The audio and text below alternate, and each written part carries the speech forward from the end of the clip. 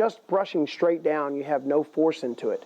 You'll actually want to take the brush at an angle and pull it in to the wall so that whenever you're pulling down with that, and make a full stroke all the way from the top all the way to the bottom. Okay. Now, in discussions that you and I have had, we've also talked about maybe doing the top of the line first and then the walls, or? Yeah, typically what I like to do is I actually do the top, what I call the top 12. The tip of your brush is actually up underneath the coping, so that it's brushing up underneath the coping, anything that might have been there.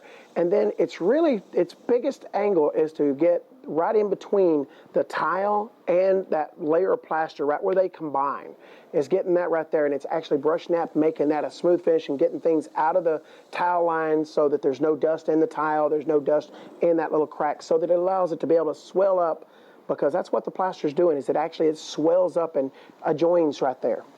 And I also noticed in your brushing, when we're going through the walls, the position of your feet are also important, correct?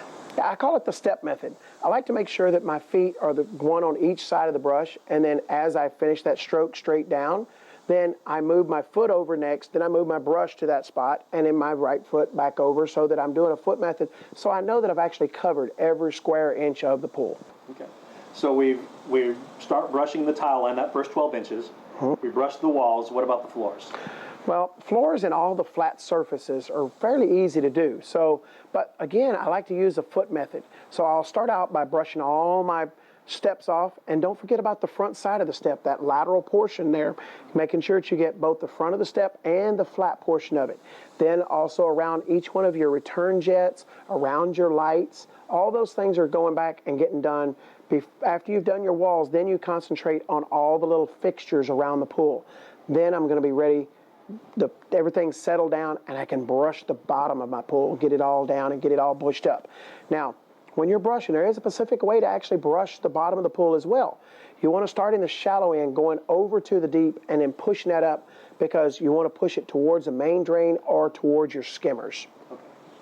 Very good. Now, the steps in the shallow end, is it better to try to go straight down, or do you like going sideways on those?